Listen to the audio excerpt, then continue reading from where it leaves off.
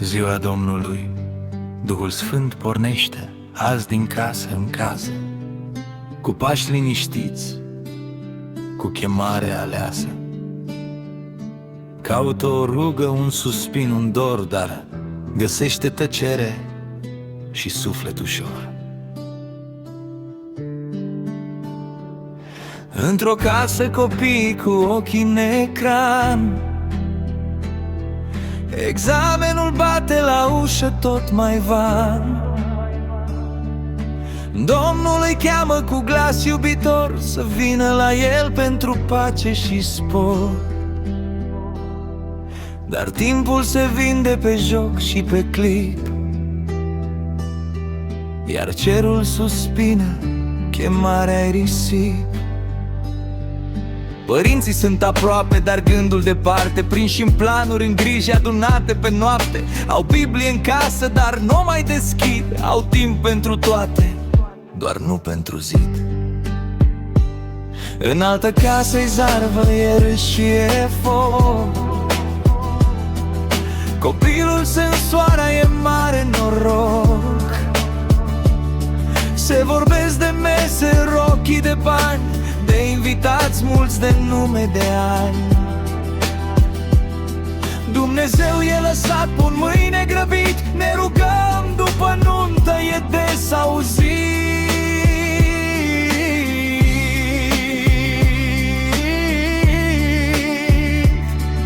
Credința se mută din zi în zi, iar ca un lucru mărunt, pus jos fără har. Astăzi e muzică, planuri și vin, mâine promisiuni ce nu se mai țin. Iar Domnul așteaptă cu cerul deschis, dar mâine e un drum ce duce spre închis. Mai este o casă cu plâns și cu jale, o masă tăcută, dureri grele în vale. Se strigă de ceas, de viață, de dor, dar nu se strigă spre Mântuitor.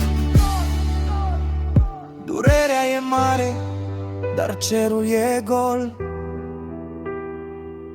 căci fără Hristos nu e drum, nu e rol.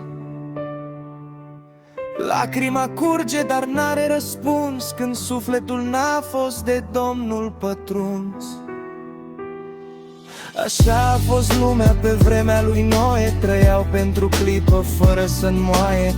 Inima-mi frică în adevăr sfânt, până când ploaia a rupt legământ. Mâncau, beau, se însurau, râdeau fără teamă, nu credeau că judecata-i cheamă. Până când ușa s-a închis pentru tot și harul s-a dus și n-a mai fost loc.